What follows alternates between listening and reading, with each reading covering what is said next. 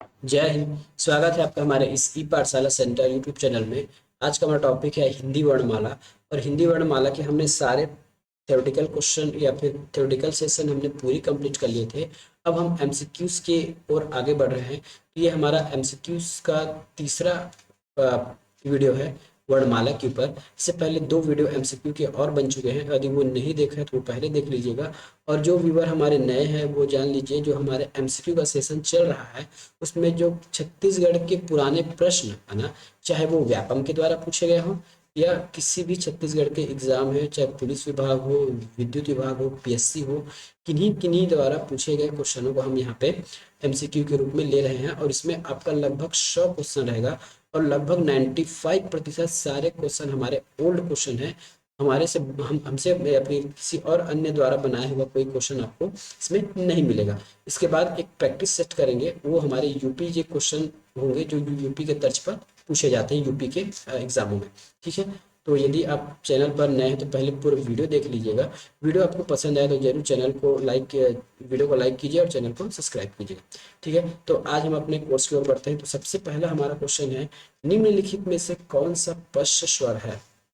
निम्नलिखित में से कौन सा पश्च स्वर है? पश्च स्वर का मतलब ये है कि जीव के स्थिति के आधार पर, क्या कहा हमने, जीव के स्थिति के आधार पर हमको यहाँ पे पश्च स्वर निकालना है।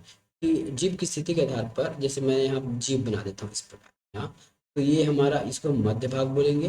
ठीक है, इसको पश्च भाग बोलेंगे और ये सामने। ठीक है, तो हमारे मध्य भाग से तो केवल अ का उच्चारण होता है और पश्च भाग से होता है हमारा आ औ वाला। ठीक है, तो फिलहाल हमारे ऑप्शन में आ है, तो ये हमारा उत्तर हो जाएगा। दूसरी बात, ई का जो उच्चारण है हमारे अग्र भाग से होता है, अग्र भाग यहाँ से ई का उच्चारण। ठीक है, और आ हमारे मध्य भाग में है। रही बात ज की, तो ज तो हमारा एक व्यंजन है, तो ये ऑप्शन हो नहीं सकता, ये ऑप्शन हो नहीं सकता। हमारा ऑप्शन है आ। ठीक है, स्वर वर्ण कौन सा है? अब देखो बहुत इजी क्वेश्चन है, इसमें समझाने का कुछ भी नहीं है। जिसमें सारे स्वर होंगे वो हमारे स्वर वर्ण होंगे। इसमें तो पूरे व्यंजन है, इसमें भी व्यंजन है, इसमें भी व्यंजन है। ये है हमारा स्वर वर्ण। ठीक है, इसी में हमारे पूरे स्वर वर्ण है।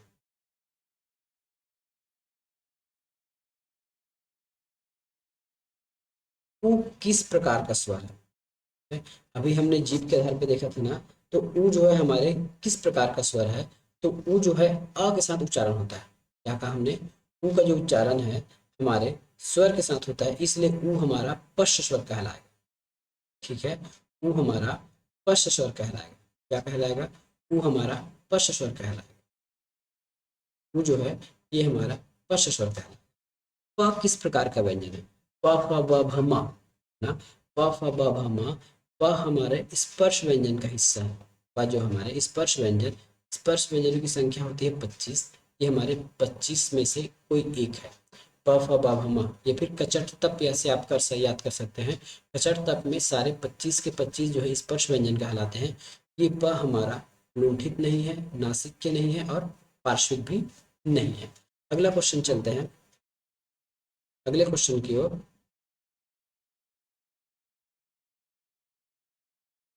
ठीक है, त्र श्र, श्र त्र ज्ञ, इनमें से कौन सा वर्ग का है? ये जो श्र छ है, त्र है, ज्ञ है, इनमें से कौन सा वर्ग का है? तो ये संयुक्त व्यंजन है, बिल्कुल संयुक्त व्यंजन है। स्वर तो नहीं है, दीर्घ व्यंजन भी नहीं है, और व्यंजन तो है लेकिन संयुक्त व्यंजन है। याद रखिएगा, व्यंजन तो है, इसमें कोई दो मत वाली बात नहीं है, लेकिन ऑप्शन के हिसाब से यदि हम इसको चयन करें तो ये हमारे संयुक्त व्यंजन है। ठीक है, इश्रा, इश्रा बना कैसे है ये? तो हमारे क प्लस स से इश्रा बना है। ठीक है, त्र किससे बना है? तो त प्लस र से। ठीक है, त्र बना है।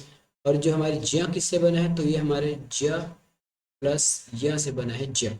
तो इस प्रकार ये हमारा संयुक्त व्यंजन हुआ। ठीक है, ई और ई किस प्रकार का वर्ण है? ई और ई जो है हमारा किस प्रकार का वर्ण है? ई हमारे किस प्रकार के वर्ण है? ई जो हमारे तालव्य वर्ण है ना। मैं एक वीडियो डाला था जिसमें जिसमें लिखा गया है कि वर्णों का उच्चारण स्थान। ठीक है, तो वो वीडियो आपके लिए बहुत उपयोगी होगा। उसमें एक टेबल बना है, यदि वो टेबल आपको अच्छे से याद हो गया, रट लिए या उसको प्रैक्टिस कर लिए, तो आपके एग्जाम में कहीं से भी क्वेश्चन आए उच्चारण के दृष्टिकोण से तो वो आपसे नहीं छूटेगा। वो टेबल आप अच्छे से देख लीजिएगा। इस ऑप्शन के हिसाब से ई जो हमारा तालव्य है, ये जो है हमारा तालव्य है।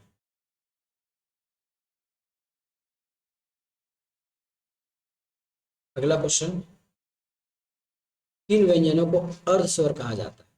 इन व्यंजनों को अर्ध स्वर कहा जाता है, तो य, र, ल और व, इसको हम अर्ध स्वर कहते हैं। अब इस पहले बात, इसको तो हम अंतःस्थ कहते हैं, ठीक है, अंतःस्थ है। और अंतःस्थ में है य और व को, ठीक है, य और व को हम अर्ध स्वर कहते हैं। तो य और व कहाँ पे है? यहाँ पे, सी ऑप्शन।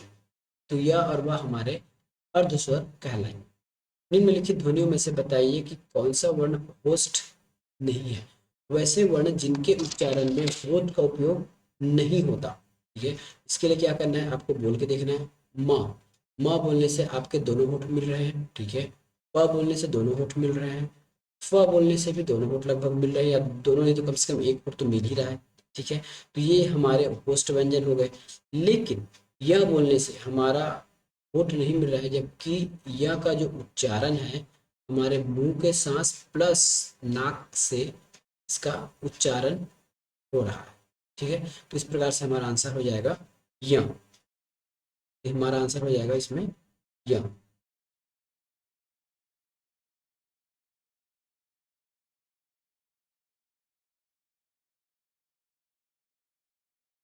निम्नलिखित में से कौन सा ह्रस्व स्वर है?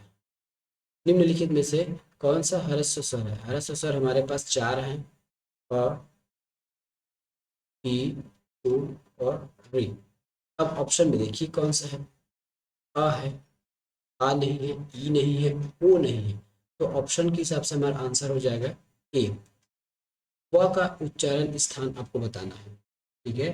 व का उच्चारण स्थान बताना है। व का उच्चारण स्थान क्या है? तो व का जो उच्चारण स्थान है वो है हमारे दंतोष्ठ। व बोल के देखिए ना, व, जैसे आप व बोलेंगे ना, व बोल के देखिए, तो जो नीचे का जो होठ है थोड़ा सा राउंड होता है, और ऊपर का जो दांत वो उस जब उस होठ को टच करता है। ये हमारे दंतोष्ठ, दांत प्लस होस्ट है। दंतोष्ठ, दांत प्लस होस्ट बोल के देखिए, व, ठीक है। तो इस प्रकार ये जो हमारा है ये दंतोष्ठ है, वह जो है दंतोष्ठ में आएगा।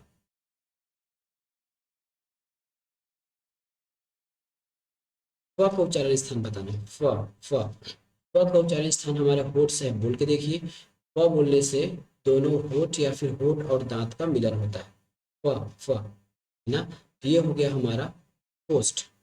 ये कंठ नहीं होगा, मूर्धन्य नहीं होगा और ताला भी नहीं होगा।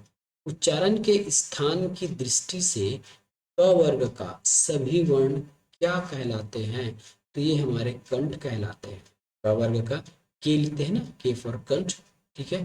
तो क वर्ग का सभी हमारे कंठ कहलाएंगे, तो ये कंठ हो गया, ठीक है, क वर्ग। तालव्य क्या होगा? केटीएम, तो कचट तक। तो च जितने वाले हैं वो सब तालव्य होंगे। मूर्धा, पेटीएम, है ना, कचट, त वाले पूरे मूर्धा होंगे, त, थ, द, और दंत वाले हो जाएंगे लास्ट वाले, है ना, त, थ, द, धन, त, थ, द, धन, ठीक है। मूर्धा ये नहीं होगा जी, मूर्धा अलग हो जाएगा। च, त, त, प, ऐसे याद कर लीजिएगा। तो के टी, चट तक, के टी एम, इसका डी हो जाएगा और ये ओ हो जाएगा। अब देखिए मूर्धा किसके पास है? तो मूर्धा तो हमारे त के पास है, तो मैं सही लगाया हूँ, ठीक है। ये त हो गया। और दंत के साथ चैट, ये ट है, सॉरी सॉरी, ट है ना। तो मूर्धा हमारा ट हो जाएगा, और दंत हो जाएगा हमारा त, त। ठीक है। कभी कंफ्यूजन हो गया तो केटीएम लिख लीजिए, या फिर कचट तप लिख लीजिए, ऑटोमेटिक सब सॉल्व हो जाएगा, यदि कभी गलती से भूल गए तो।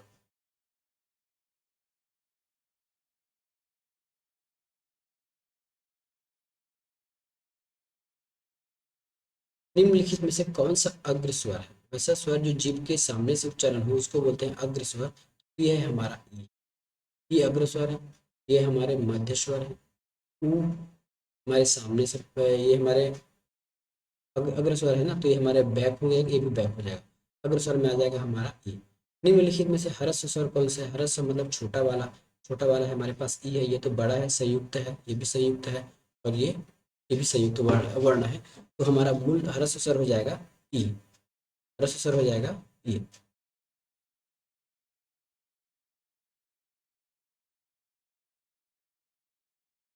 निम्नलिखित में से संयुक्त स्वर बताइए। इनमें से संयुक्त स्वर कौन सा? देखिए संयुक्त दो चीज हो सकता है, एक स्वर भी होता है और एक वर्ण भी होता है। इसमें से संयुक्त स्वर की बात कही गई है। अब देखिए इसमें आपको ना थोड़ा से कंफ्यूजन हो सकता है। कंफ्यूजन कैसा होगा? देखिए ये री तो हमारे इसमें कंफ्यूजन पैदा नहीं करेगा क्योंकि री अकेला है। अ को देखिए, ये अ जो है अ प्लस आ से बना है, ठीक है? और ये जो ऊ है ऊ प्लस ऊ से बना है, और ये जो अ है अ प्लस ओ से बना है। अब बताइए इसमें संयुक्त कौन सा होगा? क्वेश्चन तो दे दिया कि इसमें संयुक्त होगा। अब इसमें बताइए कि संयुक्त कौन सा होगा। अब इसमें किसमें संयुक्त को मानोगे? ठीक है, तो ऑप्शन के दृष्टिकोण से ये तो हमारा मूल स्वर में आ जाएगा, ठीक है। और ये ऊ है और ये आ है, इसको हम बोलेंगे दीर्घ स्वर, ठीक है। इसको हम बोल देंगे दीर्घ स्वर। लास्ट टाइम बचेगा आ, तो इसी को हम बोल देंगे संयुक्त स्वर। अब क्यों, ये भी देख लीजिए, ये इसमें सेम सेम जाता आ यहाँ भी है, इसलिए हम इसको दीर्घ बोल दिया। उ मिलके बड़ा उ बना रहा है, इसलिए हम इसको दीर्घ बोल दिए। लेकिन अ का जो मिलन, अ का जो बनना है अ प्लस ओ से, मतलब अलग अलग वर्णों से बन रहा है, इसीलिए हम इसी को संयुक्त की श्रेणी में रखेंगे। और ऑप्शन में हम यही लेंगे जब भी एग्जाम में आएगा, ठीक है। नेक्स्ट क्वेश्चन देखिए, निम्नलिखित में से ऊष्म कौन सा? ऊष्म हमारे पास चार है ना, चार वर्ण है, तो श, श, स और हमारे पास ह। ये चार जो है हमारे ऊष्म व्यंजन कहलाते हैं। तो इन चारों में से हमारे पास ऑप्शन में ह दिख रहा है, तो हमारा ऑप्शन यही होगा, ट और च। ऑप्शन आंसर हमारा नहीं होगा।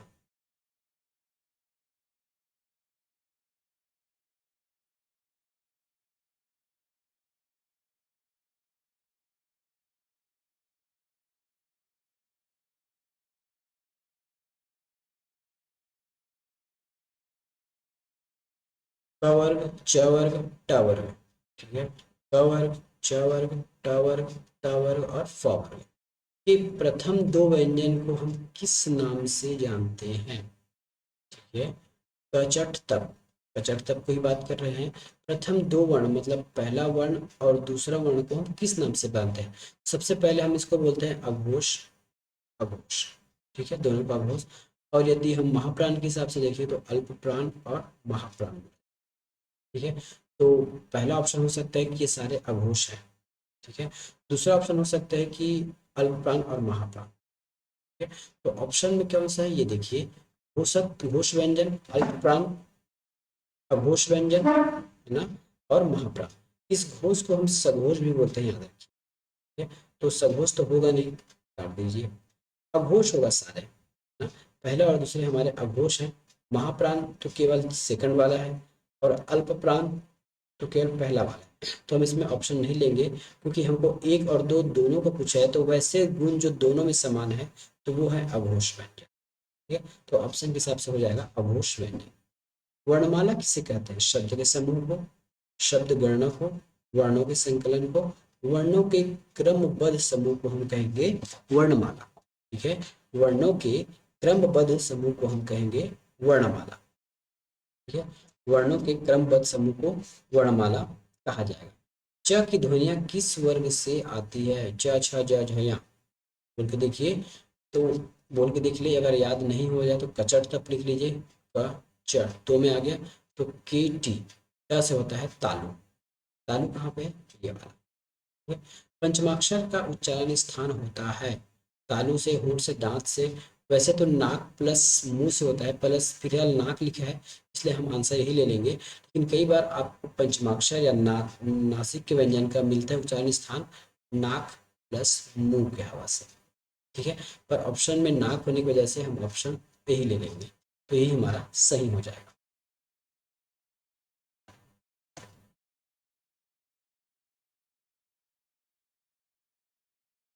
हिंदी शब्दकोश में श का क्रम कहाँ पे है? जैसे शब्दकोश हम लोग लिखते हैं ना, इंग्लिश का लिखते हैं ABCD, हम यहाँ कह सकते हैं कि बी के बाद सी आता है और ए के बाद बी आता है। उसी प्रकार श जो है, क च क ख ग घ च छ ज झ य में श का स्थान कहाँ पे आएगा? हाँ, श का स्थान कहाँ पे आएगा? सबसे पहले देखते हैं इस श का निर्माण हुआ कैसे है।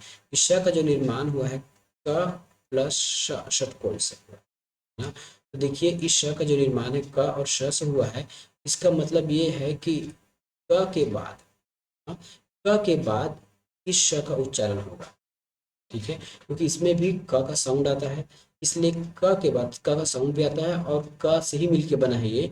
तो पहले क मिला है, बाद में श मिला है, तो क के बाद इस अक्षर का उच्चारण होगा। इसके लिए भी हमने एक डिटेल वीडियो बनाया है, वो वीडियो आप देख लीजिए कि इसमें और बहुत सारे होते हैं, अंगा है, त्र है, श्र है, ज्ञ ज है, इसका उच्चारण स्थान कहाँ कहाँ से होगा ये सब उसमें बताया गया है, ठीक है। अब दिया गया है कि कौन सा व्यंजन त वर्ग का नहीं है। तो त वर्ग का नहीं मतलब त, थ, द, ध और न, त वर्ग में इतना ही आता है। अब देख लीजिए, न तो है, ठीक है, म नहीं है, द है, ध है, म नहीं है। कहाँ से हमारा आंसर हो गया, म नहीं है, क्योंकि प फ ब भ म ये दूसरे वाले का है, ये अन्य वाले का है, इसलिए इसमें हम इसको नहीं लेंगे। भिन्न भिन्न स्वरों के मेल को जो स्वर उत्पन्न होता है उससे कहते हैं। भिन्न भिन्न स्वरों के मेल से जो स्वर उत्पन्न होता है उसको हम क्या कहते हैं? संयुक्त स्वर, दीर्घ स्वर, मूल स्वर और संधि स्वर, ठीक है।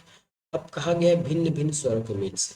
दीर्घ स्वर क्या होता है? तो सेम मिलन से, जैसे आ बना दिए, आ के लिए हमको आ प्लस आ की आवश्यकता पड़ा, ठीक है।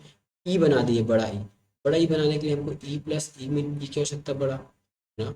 बड़ा ऊ के लिए हमको ऊ प्लस ऊ बोला।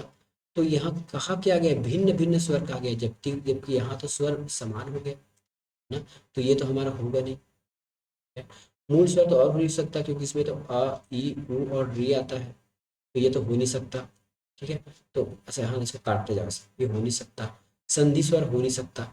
अब आता है संयुक्त स्वर, इसमें भिन्न भिन्न होगा। संयुक्त कैसे? ये देखिए, इस ए का जो निर्माण कैसे हुआ है ये देखिए, अ प्लस ई से इस ए का निर्माण हुआ है। तो जो कहा गया है कि भिन्न भिन्न स्वर, ये देखिए भिन्न अलग अलग है अ और ई, तो भिन्न भिन्न स्वरों से जो उत्पन्न हुआ है उसको हम कहते हैं संयुक्त स्वर, ठीक है, उसको हम कहते हैं संयुक्त स्वर। नेक्स्ट क्वेश्चन क्या कहता है? निम्नलिखित में से कौन सा संयुक्त व्यंजन नहीं है? कौन सा संयुक्त व्यंजन नहीं है? तो ये श का निर्माण हुआ है क प्लस श से हुआ है, इस त्र का निर्माण त प्लस र से हुआ है, इस ज का निर्माण ज प्लस य से हुआ है। तो ये जो तीनों जो है हमारे संयुक्त व्यंजन हो गए, लेकिन ये जो श है हमारे संयुक्त व्यंजन नहीं है, ये हमारे उष्म व्यंजन है और ये स्वतंत्र है, इसका निर्माण किसी भी अलग अलग व्यंजनों से नहीं हुआ है। यही हमारा ऑप्शन में आ जाएगा आंसर, ठीक है, यही हमारा ऑप्शन हो जाएगा सही वाला।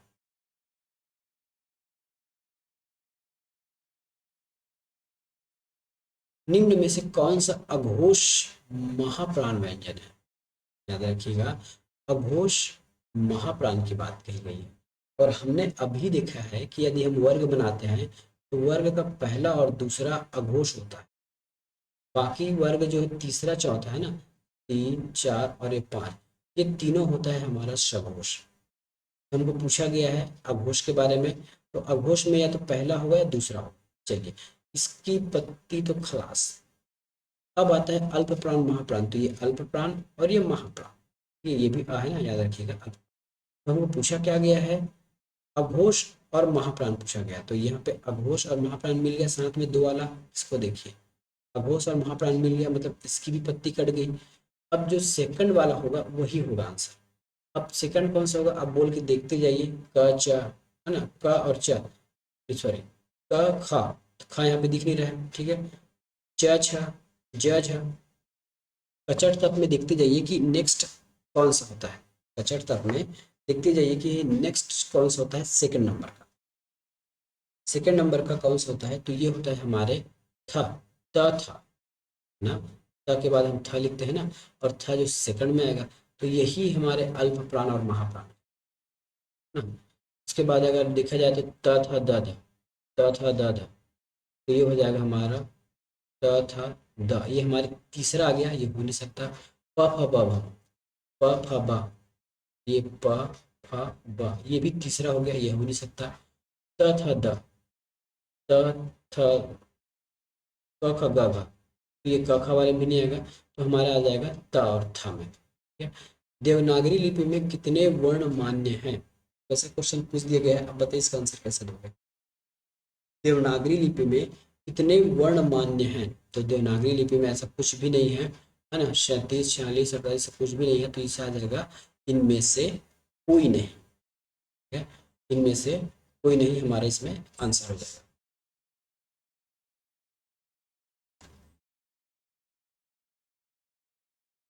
इनमें से कोई नहीं हमारा ये आंसर हो जाएगा।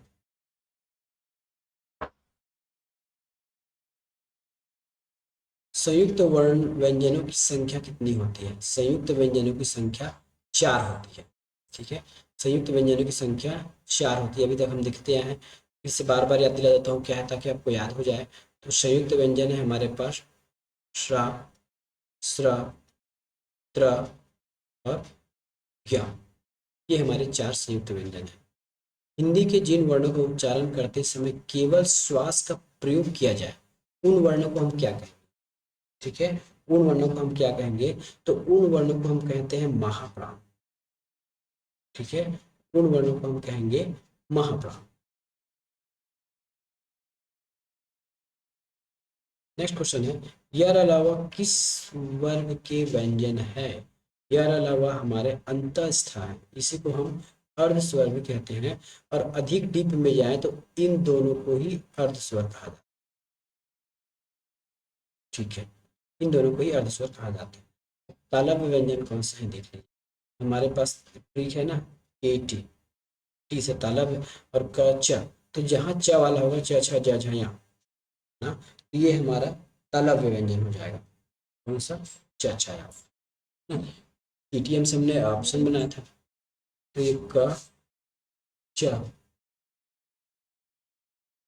ठीक है,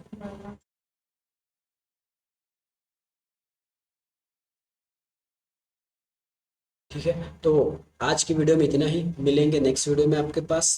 तब तक के लिए धन्यवाद। इसके बाद लगभग हमारे 10-15 क्वेश्चन और बचे हैं जिसको डिटेल से करना है, और हो सकता है यदि इसमें क्वेश्चन कम पड़े तो हम इसमें वर्तनी के भी क्वेश्चन लेकर काम चला सकते हैं। ठीक है, तो हम अगले वीडियो में मिलेंगे, उसमें हो सकता है वर्तनी और वर्णमाला दोनों के क्वेश्चन आ जाए।